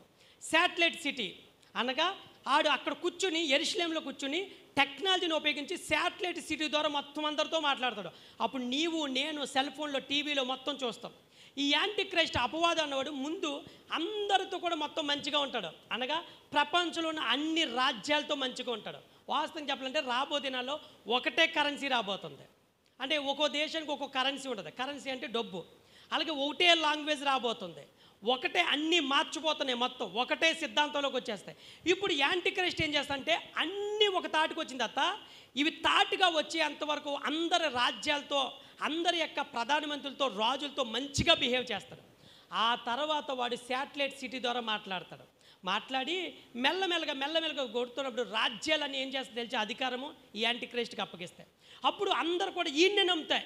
మా మెస్సయ్య వీడని యూదులు కూడా అతన్ని విశ్వసిస్తారు. యూదులు కూడా అతన్నే జీసస్ అని చెప్పి మెస్సయ్య అని చెప్పి విశ్వసిస్తారు. ఆ తర్వాత యాంటీ క్రైస్ట్ మెల్లమెల్లగా రోజులు గడుస్తున్న కొద్దీ తాడు విశ్వరూపాన్ని చూపించి అప్పుడు ఈ యొక్క ఎక్కడైతే ఈ యూదులు బలులు నైవేద్యాలు అర్పించాలో 3వ మందిరం కట్టిన తర్వాత అక్కడ వాడి యొక్క సింహాసనము ఇది దేవుని కాదు నేనే దేవునని కూర్చుంటాడో దాన్ని పందుతో పోల్చాడు బైబిలు. దాన్ని అంటాడో నిలవరాని చోట హేయమని వస్తువు నిలిచినప్పుడు ప్రతి నేత్రము చూసినట్టు. అంటే ఇప్పుడు నువ్వు నేను టికెట్ కొనుక్కుని యెరూషలేము వెళ్ళిపోము. ఇదిగో దేవుడు ఇచ్చిన ఈ టెక్నాలజీ ద్వారా టీవీల ద్వారా సెల్ ఫోన్ ద్వారా మొత్తం ఈ ఇన్స్టాగ్రాము ఫేస్బుక్ ట్విట్టర్ థెట్స్ ఏమైతే ఉన్నాయో టెలిగ్రామ్ అన్నిటి ద్వారా ప్రతి నేత్రము చూస్తుంది. అప్పుడు యాంటీ క్రైస్ట్ మొత్తం వాడి సింహాసనం కూర్చుంటాడు. అప్పుడు ప్రపంచానికి వాడు విశ్వరూపం చూపించినప్పుడు యూదులు అప్పుడు గ్రహిస్తాడు ఇదేంటి మేము ఇప్పుడు దాకా రాబోతున్న మెసేజ్ ఇతను అనుకున్నాం కానీ ఈడు యాంటీ క్రైస్ట్ అని చెప్పి అప్పుడు గ్రహించి యూదులందరూ కూడా అప్పుడు దేవుని వైపు మొర్ర పెడతాడు. అప్పుడు యేసుక్రీస్తు సేనాయి పర్వతం మీద దిగొస్తాడు. అడుగు అలా పెట్టగానే ఆ పర్వతం 2గా విడిపోద్ది.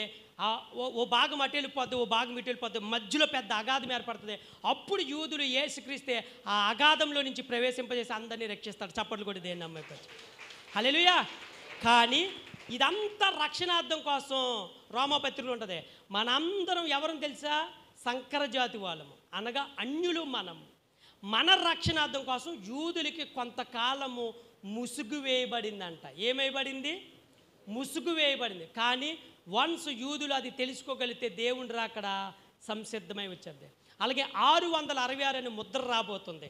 ఈ 666 ముద్ర ఎక్కడేస్తారో ఇక్కడేస్తారు. కుడి చేతి మీద ఇక్కడే వేస్తారు లేదా ఇక్కడేస్తారు. ఇది నువ్వు వేయించుకోకూడదు. 666 సంఖ్య అంటే ఏంటనుకున్నావు? అందులో అది ఒక మానవుని సంఖ్య అంటారు. దానికి జ్ఞానం ఉంది అంటారు. మిమ్మల్ని క్వశ్చన్ అడుగుతున్నాను. ఈరోజు ఎక్కువ చేతిలో డబ్బులు ఉన్నాయి, ఫోన్లో ఎక్కువగా ఉంటుందా కదా? ఫోన్లో నువ్వేం పంపుతున్నావు? నెంబర్లు కొడుతున్నావు, అంతే కదా. మీ ఫ్రెండ్కే లేదా మీ బంధువులకి ఎవరికైనా 200 పంపించాలనుకో, నువ్వు డబ్బులు ఎత్తున్నావా, నెంబర్ కొడుతున్నావా? ఆ నెంబర్ కొట్టగానే మళ్ళీ ఏం వెళ్ళిపోతుంది, అక్కడ వాళ్ళకి డింగ్ అని మెసేజ్ వస్తుంది. అనగా నువ్వు పంపితే డిజిటల్ కరెన్సీ, బిట్ కాయిన్స్, ఇదంతా ప్రపంచానికి క్రీస్తు రాకడ ఏదో అవుతుంది. Do you know that? అది మనకు తెలుస్తుందా? ప్రపంచానికి వేదిక అవుతుంది. కరెన్సీ అంతా ఒకటే కాబోతుంది, రాజ్యాలన్నీ ఒకటే కాబోతుంది. ప్రపంచంలో చాలా చాలా భూకంపాలు సంభవిస్తున్నాయి. అక్కడక్కడ కరువులు, మన ఢిల్లీలో కూడా భూకంపం, కలకత్తాలో కూడా భూకంపం, రష్యా జపాన్లో అయితే కొన్ని తేల్చేశాడు. ఇప్పుడు గోగు మాగోగ్ అంటే ఏంటి? ప్రకటన గ్రంథంలో రాయబడింది. గోగు మాగో అని అంటాడు. ఏంటో తెలుసా? జపాను రష్యా దేశాలు. ఇప్పుడు యూఫ్రటీస్ నది ఎండిపోతుంది, అక్కడే యుద్ధం జరుగుతుంది జపాను రష్యా దేశాలకి. భూమిలో ఇంకా కొన్ని భయంకరమైన దేవదూతలను దాచిపెట్టాడు, అవన్నీ గాండ్రేస్తున్నాయి, రాబోతున్నాయి. ఇక్కడ వేసుకున్న 666 మొత్తం నువ్వు ఇక్కడ వేసుకున్నావు అనుకోండి, ఇక్కడ వేయించుకున్నావు, వేయించుకుంటే నీకు కిరోసిన్ వస్తుంది, కిరాణా ఇస్తారో, ప్రభుత్వానికి సంబంధించిన అన్ని లావాదేవీలు నువ్వు అనుభవించవచ్చు. డాక్రా డేక్రా నీ ఇష్టం ఏదైనా అనిపించు. బట్ ఒకవేళ ఇది వేయించుకుంటే దేవుడి కండిషన్ అంటాడు, ఇది వేయించుకుంటే నువ్వు నిత్యరాజ్యంలో ప్రవేశం లేనే. మనం ఎలా ఉంటాం తెలుసా? అది వేయించుకోవాలా మానాలా? ముందు చూస్తే గొయ్య, వెనమల చూస్తే నువ్వు అన్నట్టు ఉంటుంది అనమాట. కానీ ఎవరైతే వాళ్ళ యొక్క ఆత్మీయ జీవితాన్ని, సాక్ష్యాన్ని కాపాడుకుంటారో వాళ్ళందరూ ఎత్తబడతారు. హల్లెలూయా, హల్లెలూయా. దేవుడే కాపాడతాడు. యెహోవా నామం బట్టి ఆ కాలంలో ప్రార్థన చేయబడు రక్షించబడును. యెహోవా నామం బట్టి ప్రార్థన చేయాలి. ఈరోజు సేవకులంతా అమ్మ రండి రా, ప్రార్థనకు రా, కాసేపు కూర్చో, వాక్యం విను, నీ జీవితాన్ని సరిదిద్దుకో అంటే చాలామందికి పాస్టర్ గారికి పనేమి లేదు, పాస్టర్ గారికి పనేమి లేదు, అంత మళ్ళా ప్రార్థన అంటారు, అంత మళ్ళా ఉపవాసం అంటారు, అంత మళ్ళా మీటింగ్ అంటారు అనుకున్నావా? అప్పుడు తెలుస్తుంది. ఒక్కొక్క చెంగు పట్టుకుని 15 మంది, 20 మంది, 50 మంది చెంగు పట్టుకుని మమ్మల్ని కూడా రక్షించు అంటారు. చచ్చిపోదాంరా బాబు అని చాకు గుచ్చుకుంటే చావు నీకు దూరం అయిపోద్ది. పర్వతమా నా మీద పడు అంటే పర్వతం పడదు, చావే నీకు రోజు దూరం అవుతుంది. అలాంటి భయంకరమైన శ్రమలో 7 ఏళ్ళు శ్రమలు రాబోతుంది. దాన్ని ట్రిబులేషన్, గ్రేట్ ట్రిబులేషన్స్ అంటారు. అనగా శ్రమలో, మహాశ్రమలో 3-3.5 సంవత్సరాల శ్రమలు వస్తాయి, మిగిలిన 3.5 సంవత్సరాలు మహాశ్రమలు వస్తాయి.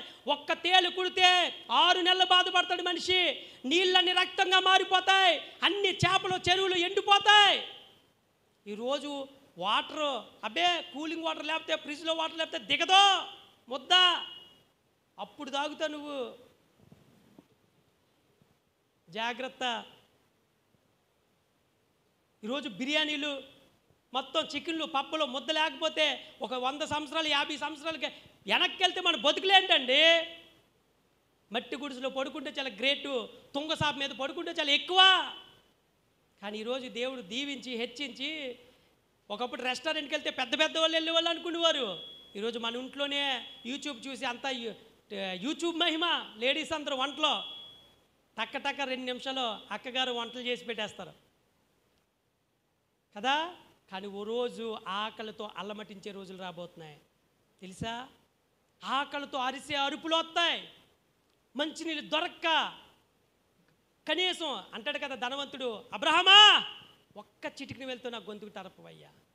అబ్రహం అంటాడు కదా, నీకు నాకు ఇక్కడ వాళ్ళు అక్కడికి, అక్కడ వాళ్ళు ఇక్కడికి వెళ్ళకుండానట్లు మధ్యలో పెద్ద అగాధం ఉంది.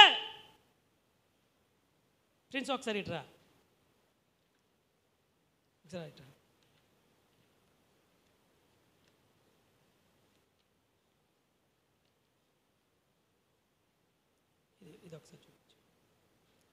ఇది ఒకసారి చూడండి. ఇది మీకు అర్థమైతే చాలా బాగుంటుంది. చాలామంది చూద్దాం. ఇదేంటి అంటే, ఇప్పుడు ఇది భూమి అంటే మనందరం భూమి మీద ఉన్నాం. ఇది భూమి. మనం అనుకుంటాం భూమి కింద ఒకటే అంత పాతాళం ఉంది, నరకం ఉంది అనుకుంటాం. కాదు, నో, చాలా ఉంది. I will explain. చూడండి, ఇది భూమి కదా, అనక భూమి మీద మనం ఉన్నాం. బట్ ఏ మనిషి చనిపోయినా భూమి మీద అగాధం కూడా ప్రయాణిస్తాడు. ముందు ఎక్కడి నుంచి చాలా భయంకరంగా ఉంటుంది, చాలా లోతుగా, చాలా స్పీడ్గా వెళ్ళిపోతాం, చాలా ఫ్రాక్షన్ ఆఫ్ సెకండ్లో వెళ్ళిపోతాం. అగాధం. భూమి తర్వాత ఉండేది అగాధం. ఈ అగాధం తర్వాత ఈ పక్కన పాతాళం ఉంటుంది. పాతాళం వేరు, నరకం వేరు. ప్రియుల, పాతాళంలో అగ్ని ఉండదు, నరకంలో అగ్ని ఉంటుంది. సో మనిషి చనిపోయిన తర్వాత దేవుడిని నమ్ముకోకపోతే పాతాళంలోకి వెళ్తాడు. అనగా ఆ ఆత్మ భయంకరంగా ఆకలితో, దాహంతో అలమటిస్తాడు. భయంకరమైన చీకటి ఉంటుంది. మన శరీరం 3 రకాలు. ఒకటే నీ కంటికి కనిపించే శరీరం, రెండోది నీలో ప్రవహించే ప్రాణం, మూడోది తాను దయచేసిన దేవుని ఆత్మ. ఈ శరీరం ప్రాణం మట్టిలో కలిసిపోతుంది, కానీ దేవుని ఆత్మకు చావు లేనే లేదు. నువ్వు నమ్ముకోపోయినా, నమ్ముకుంటే దేవుని రాజ్యానికి వెళ్తావు, నమ్మకపోతే నరకానికి వెళ్తావు, అంతే. కాబట్టి నీలో కంటికి కనిపించేది ఏంటి? శరీరం. నీలో ప్రవహించేది ప్రాణం. మూడోది తాను దయచేసిన దేవుని ఆత్మ. ఇప్పుడు మనిషి చనిపోయిన తర్వాత భూమి మీద ఎక్కడికి వెళ్తాడు? అగాధం గుండా వెళ్తాడు. ఆ తర్వాత ఎక్కడికి వెళ్తాడు? దేవుని నమ్ముకోపోతే పాతాళానికి వెళ్తాడు అన్నమాట. ఇప్పుడు ఈ పాతాళం పక్కన ఉండేదే నరకం. ఇది భయంకరమైన అగ్ని ఉంటుంది అన్నమాట. అగ్ని గంధకాలతో మండుతుందో, పురుగు చాపుదో అగ్ని ఆరదంటది. ఆ తర్వాత ఇక్కడ చెర ఉంటుంది, చెర. ఈ చెరలోకి వెళ్తారు. ఎవరో? అబ్రహాము, ఇస్సాకు, యాకోబులు, ఎవరైతే మన పూర్వీకులు పితరులు ఉన్న వాళ్ళందరూ చెరలో ఉన్నారన్నమాట. ఇప్పుడు యేసు దాని కింద ఉండేదే కటిక చీకటి బిలము. ఏంటది? కటిక చీకటి. దాని కింద ఉంటుంది ఇంకా కటిక చీకటి బిలము. అది ఎవరి కోసము? పడిపోయిన దురాత్మల సమూహం సాతాను కోసం సిద్ధపాటు చేసింది కటిక చీకటి బిలం అనమాట. అనగా ఇప్పుడు చూద్దాం. ఇప్పుడు యేసుక్రీస్తు భూమి మీద చనిపోయాడు కదా, 33.5 సంవత్సరాలు బతికి చనిపోయిన తర్వాత ఆయన డైరెక్ట్గా అగాధం గుండా ఎక్కడికి వెళ్ళాడు అనుకున్నాం? చెరలోనికి వెళ్ళాడనమాట. ఎవరిని విడిపించడానికే? ఆదికాండం మొదలుకొని మలాకీ గ్రంథం వరకు ఎవరైతే యేసుక్రీస్తు పుట్టుక వరకు దేవుని నమ్ముకుని ఆరాధించి చెరలో ఉన్నారో వాళ్ళందరికీ 3 రోజులు వాక్య స్వరూపుకి వెళ్ళి చెరగా పరదేశంలో కొనుక్కు వెళ్ళిపోయాడు. అదే విడిపించమని చప్పట్లు కొట్టి దేన్ని నమ్మించవచ్చు. అర్థమైందా పిల్లరా? సో ఇప్పుడు యేసుక్రీస్తు మొత్తం 3 రోజులు ఆయన సమాధిలో పడుకోలే. మన పితరులు ఎవరైతే ఉన్నారో వాళ్ళందరికీ కూడా అక్కడికి వెళ్ళి ఆత్మరూపుకి వెళ్ళి వాక్యాన్ని ప్రకటన చేసి కృప ద్వారా మాత్రమే మనం రక్షించబడతాం, క్రీస్తు రక్తం ద్వారా మాత్రమే మన పాపాలకి విమోచన, విడుదలని చెప్పి వాళ్ళు ప్రకటన చేసి చెరనుగా ఎక్కడ కొనిపోయాడు? పరదేశంలోని కొనిపోయాడు. అందుకునే కుడి పక్కన దొంగతా అంటాడు కదా, నీవు నేడు నాతో ఎక్కడుంటావు? పరదేశంలో ఉంటావు అని చెప్పాడు. ఆ తర్వాత ఇప్పుడు నువ్వు నేను చనిపోతే మళ్ళీ చెరలోకి వెళ్ళాం. అది ధర్మశాస్త్ర కాలం, దాని నుంచి విడిపించాడు. ఎందుకు? ధర్మశాస్త్రం పాపం నుంచి విడిపించలేకపోయింది. కానీ బాలశిక్షకుడై వచ్చి యేసుక్రీస్తు చెరలో ఉన్న ప్రతి ఒక్కరిని కూడా విడిపించి ఎక్కడ కొనిపోయాడు?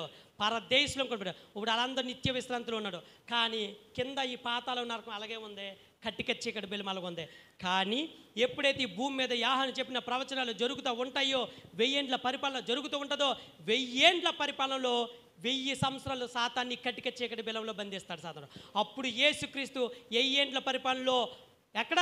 యెరూషలేములో కూర్చుని మొత్తం వాళ్ళందరినీ వెళ్తాడు. చప్పలు కొట్టి దేని నమ్మించవచ్చు. మేము ప్రతి శనివారం రాకేష్ గారు, మేము తాల్పూడి మండలం ఉన్న సేవకులందరం చక్కగా తమ్ముడు ప్రిన్స్ కానీ, గోపి అన్న కానీ, ఇంకా విజయ అన్న గారు కానీ, ఇంకా చాలామంది సేవకులు ఉన్నారు. మేము అందరం కలిసి ఒక పాయింట్ అయితే కంపల్సరీగా చేస్తాం. ఏంటో తెలుసా? నిత్యము 52 దేశాలతో కొట్టబడుతున్న యెరూషలేము పట్టణము కాపాడుబడినట్లుగా అని ప్రార్థన చేస్తాం. దేవుని మహిమ కొలును గాక. హల్లెలూయా. అందుకుని అంటాడు కదా, యెరూషలేమా నిన్ను ప్రేమించువారు వర్ధిల్లుదురు, యెరూషలేము కొరకు ప్రార్థించండి. యేసుక్రీస్తు కోరుకున్న ప్రార్థన రెస్ట్వర్ట్ ఏదైనా ఉందంటే బైబిల్ మొత్తంలో యెరూషలేము కొరకు ప్రార్థించమన్నాడు, అంతే. హల్లెలూయా. ఆయన కోరుకున్న రెండో ఒక దీనత్వం ఏంటి తెలుసా? మీరు సర్వలోకంకి వెళ్ళి సర్వ సృష్టికి సువార్తను ది గ్రేట్ కమిషన్, మహాజ్ఞ. ఆయన కోరుకుంది రెండే. ఒకటే, మీరు సర్వలోకంకి వెళ్ళి సర్వ సృష్టికి సువార్త ప్రకటించండి, యెరూషలేము కొరకు పరిపాలన కోసం ప్రార్థన చేయండి, దాన్ని ప్రేమించండి. తర్వాత ఇప్పుడు చూద్దాం. మనం ఇప్పుడు చనిపోతే చెరలోకి వెళ్దాం. ఎక్కడికి వెళ్తాం? పరదేశంలోకి వెళ్ళి అక్కడ రెస్ట్ తీసుకుంటాం. ఆ పరదేశంలో తీర్పు అంతా అయిన తర్వాత అప్పుడు నిత్యరాజ్యంలో ప్రవేశిస్తాం. ఇప్పుడు తర్వాత ఈ పాతాళం నరకము పైకెత్తబడుతుంది. ఈ భూమి, ఆకాశం ఇవన్నీ కూడా మొత్తం దేవుడు ఒక పేపర్ వల్లే మొత్తం కాల్చివేస్తాడు. అక్కడ నూతన ఆకాశం, నూతన భూమి సృష్టిస్తాడు నీకోసం, నా కోసం. చప్పట్లు కొట్టి దేనమ్మ. హల్లెలూయా. ఆ తర్వాత అక్కడ కుడి పక్కన ఉన్న వాళ్ళతో గొర్రెలు, నా దేవుని రాజ్యం కొరకు ఏర్పరచబడిన, నా తండ్రి రాజ్యం కొరకు ఏర్పరచబడిన వారులారా అని గొర్రెలతో పోల్తాడు. భూమి పుట్టినది మొదలుకొని శపితమైన జనాంగంలాగాని మేకలతో పోల్తాడు. ఆ తర్వాత ఒక్కొక్కరిగా తీర్పు తీర్చాడు. ఆయన తీర్పు తీర్చిన తర్వాత ఆనంద కిరీటాలు, అక్షయ కిరీటాలు, మహిమ కిరీటాలు, జీవ కిరీటాలు, నీతి కిరీటాలు, దాదాపు పరిశోధన గ్రంథంలో మొత్తం 18 కిరీటాలు ఉంటాయి. ఒక్కొక్కరికి ఒక్కొక్క కిరీటం ఇస్తాడు. ఆ తర్వాత నిత్యరాజ్యంలో ప్రవేశం పెడతాడు. ఇంత గొప్ప ఆధిక్యత మనకిస్తే, ఇంత గొప్ప ఉందరబాబు నీకు దాచిపెట్టానంటే మనం ఏం చేస్తున్నాం? థ్యాంక్స్ అమ్మా. మనం ఏం చేస్తున్నాం? నాకు ఏమీ లేదని, ఈ భూలోకంలో ఉన్న ఏదో దొరకలేదని, ఏదో నాకు అందలేదని, ఏదో నాకు కొదువైపోయిందని మనం బాధపడుతున్నాం కదా. ఈరోజు నువ్వు బంగారం కొనుక్కోలేం బాధపడుతున్నావు. అసలు బంగారం చాలా చీపు పరలోక రాజ్యంలో. ఆ బంగారపు వీధుల్లో నడుస్తావు నువ్వు. హల్లెలూయా. హల్లెలూయా. బంగారపు వీధులు, నువ్వు నడిచే రోడ్డే బంగారం. మా ఈదులో సీసీ రోడ్డే లేదని బాధపడుతున్నావేమో, మర్చిపో. బంగారం కొనుక్కోలేదు అనుకున్నామేమో, మా ఆయన ఒక్క నల్ల పూసలు తాడు కూడా చేయించలేదు అనుకున్నామేమో. వద్దు, ఉంటే కొనుక్కో, లేదని తృప్తిగా బతుకున్న దాంతో. కానీ ఆ రోజు నువ్వు నడిచేదే బంగారపు వీధులు, రత్నాలతో కట్టబోతున్నాడు, ధవల సింహాసనంతో రత్నాలతో కట్టబోతున్నాడు. అద్భుతమైన మనం మేడలు భవంతులు ఉన్నాయి. అందుకని అన్నడా నేను నా తండ్రి ఇంటికి వెళ్ళటం మంచిది, కారణము మీ కొరకు నేను ఒక్కొక్కరికి ఏం కట్టబోతున్నాను, మ్యాన్షన్స్, భవంతులు కట్టబోతున్నాను. ఇదిగో నా ఇంటి వద్ద, నా తండ్రి ఇంటి వద్ద అనేక నివాసములు ఉన్నవి. ప్రియులరా, పరిశుద్ధ గ్రంథం చదవండి. ప్రపంచంలో జరగబోతున్న సంఘటనలు ఎన్నో జరగబోతున్నాయి, మన కళ్ళ ముందు జరగబోతున్నాయి. ఇంకా నువ్వు మందమోతులుగా ఈ మనోనేత్ర వెలిగించబడినగా ఈ లోకం అనే మనోదేత కలగజేస్తున్న గుడ్డితనంలాగా బతకొద్దు. నో, అప్డేట్ అవ్వాలి, ప్రపంచంతో పాటు పరిగెట్టాలి, వాస్తవం ఏంటో తెలుసుకోవాలి. మీకు వచ్చింది తెలుసా, మొత్తం ఈ భూమి మొత్తం ఎన్ని మండలాలు ఉంటాయి తెలుసా? అది నేను చెప్పి ముగిస్తాను. ఒకటి 7 మండలాలు ఉంటాయి. ఒకటేంటో తెలుసా, భూమండలం. రెండోది ఆకాశ మండలం. మూడోది సూర్యమండలం. నాలుగోది చంద్రమండలం. ఐదోది వాయుమండలం. ఆరోది నక్షత్ర మండలం. ఏడోది పరమండలం. హల్లెలూయా. మొత్తం ఎన్ని ఆకాశాలు ఉంటాయి? 3 ఆకాశాలు ఉంటాయి. అందుకనే 3వ ఆకాశం ఎక్కిపోతే ఆకాశ మహాకాశం. మొదటి ఆకాశంలో ఈ సూర్యుడు, చంద్రుడు, గెలాక్సీలు, నెఫిలియన్స్ ఇవన్నీ ఉంటాయి. 2వ ఆకాశంలో దురాత్మల సమూహం సంచరిస్తుంది. అందుకని అంటాడు, మీరు పోరాడుచున్నది మనుషులతో కాదు, ప్రస్తుత అంధకార సంబంధాలకు లోకనాథులతో పోరాడుచున్నాం. 3వ ఆకాశంలో ఉండేదే దేవుని యొక్క పరలోక రాజ్యం. చప్పట్లు కొట్టి దేన్ని నమ్మించు. హల్లెలూయా. అక్కడ ఉంటాడు ఆయన, ఉత్తర సభాపర్వతం మీద కూర్చుని 1000 కోటి సూర్యుల తేజో కంటే కూడా గొప్పగా ప్రకాశిస్తూ ఉంటాడు. అంత గొప్ప రాజ్యం నీ కొరకు నా కొరకు దాచబడిందండి. ఆకలి దెప్పుకి లేని రాజ్యము, కన్నీరు లేని రాజ్యము, కష్టం అంటే ఏంటో తెలియని రాజ్యము, వ్యాధి అంటే బాధ అంటే ఏంటో తెలియని రాజ్యంలో ఒక దీనులు దరిద్రమైన మనలని దేవుడు తనతో పాటు ఉండడానికి గొప్ప భాగ్యం ఇస్తున్నాడు. తెలుసా బిడ్డ? నువ్వెంత దీవెనకరమైన బిడ్డవో విశ్వాసవో తెలుసా? అనుకుంటున్నావు కదా, ఈరోజు యేసుక్రీస్తు నమ్ముకుంటే నాకేంటి, ప్రార్థన కొంటే ఏంటి నాకు లాభం అనుకుంటున్నావా? ఆయన ఇచ్చిన వాగ్దానం ఏంటి తెలుసా? నా నిమిత్తము, నా సువార్త నిమిత్తము, ఒకవేళ ఈ భూమి మీద నువ్వు అన్నదమ్ములు పోగొట్టుకున్నా, అక్క చెల్లెలు పోగొట్టుకున్నా, కుమారులు కుమార్తెలు పోగొట్టుకున్నా, నిందలు అవమానాలు బతికినా రాసుకో, యెహోమందు పరమందు 100 రెట్లు కలుగుతుంది. చప్పట్లు కొట్టి దేవుని నమ్మ. నువ్వు ఇక్కడ ఏదైతే దేవుని కొరకు నష్టపరుచుకుని వదిలేసుకున్నావో, నిద్ర మానుకున్నావా, తిండి మానుకున్నావా, శరీరాన్ని నలగొట్టుకున్నావా, నిందలు పడుతున్నావా, అవమానాలు పడుతున్నావా, అదంతా గొప్ప భాగ్యమని ఇంకో మనుషులు మిమ్మల్ని నిందించి ద్వేషించినప్పుడు అది మహానందంగా ఎంచుకోండి, అది ఆశీర్వాదంగా ఎంచుకోండి. కారణము మీ ఫలము పరలోకంలో అధికమగును. హల్లెలూయా. ఈరోజు దేవుని కొరకు నువ్వు ఏదైతే నష్టం అనుకున్నావో అది నువ్వు నష్టం అనుకో, పోగొట్టుకున్నాను ఫీల్ అవ్వకో. దేవుడు 100 రెట్లుగా అందించబోతున్నాడండి. అన్నదమ్ములు పోగొట్టుకుని ఎవరిని వదులుకున్నా ఈరోజు గొప్ప గొప్ప వాళ్ళు వెళ్ళిపోయారు. ప్రవీణ్ ప్రగడాలు గారండి, అద్భుతమైన వక్త. అలాంటి కావాలే సమాజానికి. సంఘ పెద్దలు ఈ రోజుని మాట్లాడుతుంటే, ఉత్తర నార్త్ ఇండియా వాళ్ళతో మాట్లాడుతుంటే చేతులు ఎత్తేసిన రోజులు ఉన్నాయి. ఆయన మాట్లాడుతుంటే గంటలు ప్రకాష్ గారు, నేను CYF మీటింగ్కి వెళ్ళినప్పుడు అక్కడ బైబిల్ క్విజ్లో చాలామంది యూత్ వచ్చారు, కానీ దేవుని మహాకృపం బట్టి అక్కడ 15 కోచింగ్స్ ఇచ్చారు. 15 కోచింగ్స్లో 15 కోచింగ్స్ కరెక్ట్గా ఆన్సర్ రాసి వాళ్ళు నేను ఒక్కనే రాశాను. నాకు తెలియదు ఎందుకు, నేను సరదాగా రాసి చేశాను డ్రా బాక్స్లో. వెంటనే నన్ను పిలిచారన్నమాట. 6 అమ్మాయిలు ఒకే ఒక అబ్బాయిని సెలెక్ట్ అయినది నేను. చప్పలు కొట్టి దేనమ్మా. అప్పుడు నేను కూర్చున్నాను, ప్రకాష్ గారి ముందు కూర్చున్నాను అనమాట. నేను ఎక్స్పెక్ట్ చేయలే. మూర్తిరాజు అని అన్నాడు, తమ్ముడు నువ్వు అక్కడ సెలెక్ట్ అయ్యి నువ్వు ఎవరి ముందు కూర్చుంటో తెలుసా? గంటలు ప్రకాష్ గారు, ప్రొఫెసర్ గంటలు ప్రకాష్ గారి ముందు. నాకు కన్నీరు వచ్చింది. హైదరాబాద్ నుంచి వచ్చాను మీటింగ్ కొరకు. ప్రభా ఏంటి అవసరమా, దేవుడు ఇదేంటి, హైదరాబాద్ నుంచి వచ్చాను, మళ్ళీ తెల్లారి వెళ్ళిపోవాలి, వన్ డేలో కాకినాడ నుంచి హైదరాబాద్ వచ్చాను, హైదరాబాద్ నుంచి మళ్ళీ కాకినాడ నుంచి హైదరాబాద్ వెళ్ళిపోవాలి అని చాలా టైర్డ్ అయిపోయాను ప్రభా మళ్ళీ అనుకున్నా. కానీ నేను కష్టపడి వచ్చిన ప్రయాసకు దేవుడు ఎవరి ముందు కూర్చోబెట్టాడు? ఒక అద్భుతమైన దేవుని సేవకు ముందు కూర్చోబెట్టాడు. ఆయన అన్నాడు ఏంటి తెలుసా? ఆయన ఒక క్వశ్చన్ వేశాడు. ఏంటి అంటే, పరిశుద్ధ గ్రంథంలో 66 పుస్తకాల్లో చాల్చిన పుస్తకాలు ఎన్ని, వాటిని ఏమని పిలిచాడు అన్నాడు. 14 పుస్తకాలు సార్, పరిశుద్ధ గ్రంథంలో 66 పుస్తకాల్లో చాల్చిన పుస్తకాలు 14 ఉన్నాయి. అవి రోమన్ క్యాథలిక్ ఉంటాయి, వాటిని అపోక్రిఫీ అంటారని చెప్పా. ఆయన అన్నీ లేచి చప్పలు కొట్టాడు. నువ్వు చెప్పావు అంటే నువ్వు మామూలుడు కాదు. నువ్వు చదువావా? ఎవరు చెప్తున్నా? నేను చదివాను సార్ అన్న. ఆ రీడ్ లైక్ బుక్స్ సార్ అన్నాను. నేను ఎక్కువ బుక్స్ చదవడానికి ఇష్టపడతాను సార్, బాగా స్టడీ చేస్తాను సార్ అన్న. పురుష జాతి పౌరుషం నిలబెట్టావు రా అన్నాడు అనమాట. దేవస్తోత్రం. హల్లెలూయా. నేను ఎందుకు విషయం చెప్తా అంటే, నీకు గొప్పగా చెప్పట్లే, నేను అనుకున్నా ఎంత అవసరమా హైదరాబాద్ నుంచి రావడం, టైర్డ్ అవ్వడం, మళ్ళీ 1 డే వెళ్ళిపోయా. కానీ నేను క్రీస్తు కొరకు శ్రమ అనుకోకుండా వచ్చాను. దేవుడు నాకు అది ఎలా మార్చాడు? ఒక అపోస్తులుని ముందు కూర్చుని ఆయన ముందు నిలబడే కృపను భాగ్యం ఇచ్చాడు. హల్లెలూయా. ఈరోజు చేపలు పట్టుకునే జాలర్లు వదిలేసుకున్నారు, విద్య లేని పామర్లు వదిలేసుకున్నారు, సమస్తాన్ని విడిచిపెట్టుకున్నారు. దేవుడు వాళ్ళని ఎక్కడ కూర్చోబెట్టా తెలుసా? అంటాడు కదా, నా పక్కన 12 సింహాలు వేసుకుని మీరు ఇజ్రాయేల్కు తిరుపతి ఇస్తారయ్యా.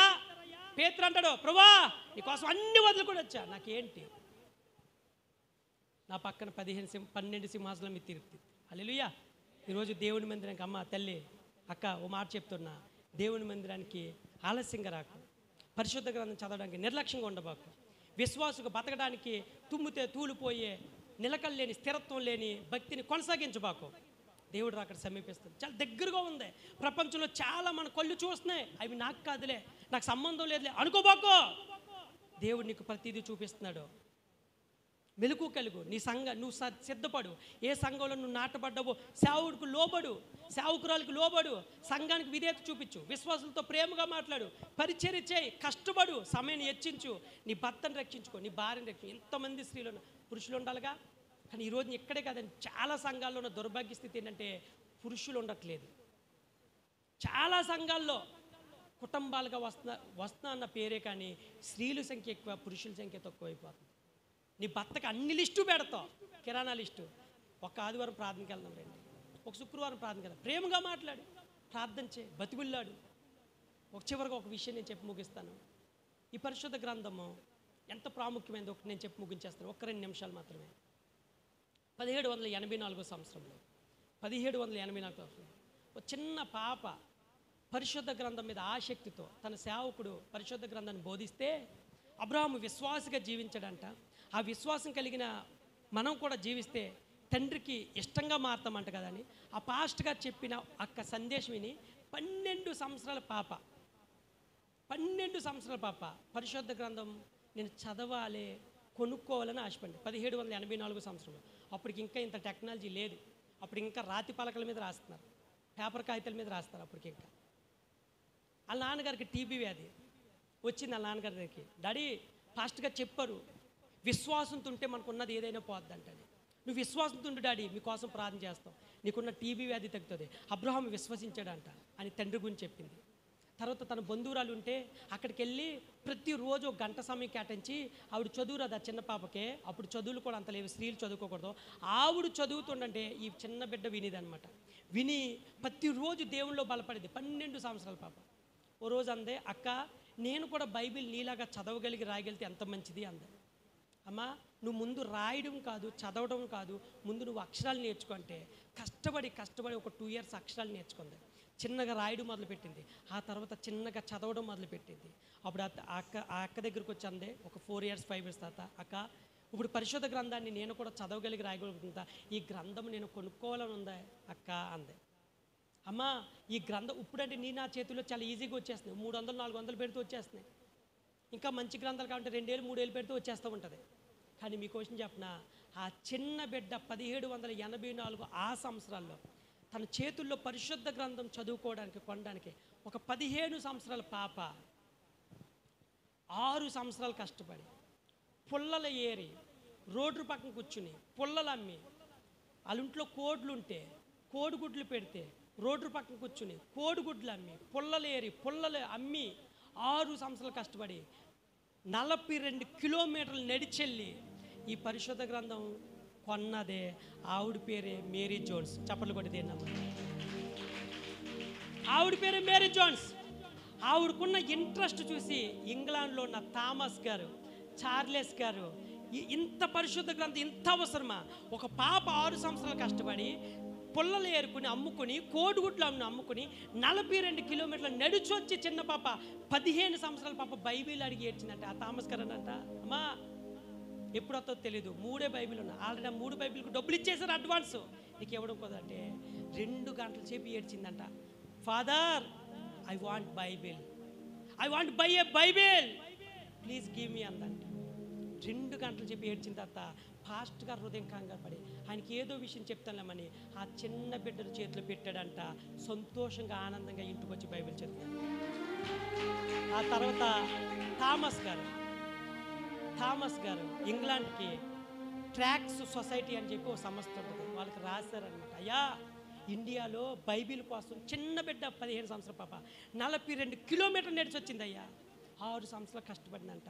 ఈ బైబిల్ మనం ఇంకా ప్రింట్ చేయాలి, ఇది సరిపోదు అని అప్పుడు ప్రారంభించిందే. అప్పుడు ద బ్రిటిష్ సొసైటీ ఆఫ్ ఇండియాను కొనేసి, ఫారెన్ సొసైటీని కొనేసి బెంగళూరులో స్టార్ట్ చేశారు. ఆ తర్వాత అది బిఎస్ఏగా మారింది, బైబిల్ సొసైటీ. చప్పట్లు కూడా దేని. ఆ తర్వాత ఎక్కడో ఇంగ్లాండ్ దేశం నుంచి కలకత్తా రాష్ట్రంలో విలియం కేరీ గారు అడుగుపెట్టి 18 భాషల్లో పాత నిబంధన, దాదాపు 27 భాషల్లో కొత్త నిబంధన తర్జుమా చేసి ఈ పరిశుద్ధ గ్రంథాన్ని నా చేతిలో పెట్టాడండి. ఈ పరిశుద్ధ గ్రంథం 40 భాషలు నేర్చుకున్నాడు. ఇంగ్లాండ్ నుంచి కలకత్తా అడుగుపెట్టేదానికి బెంగాలీ భాష నేర్చుకున్నాడు.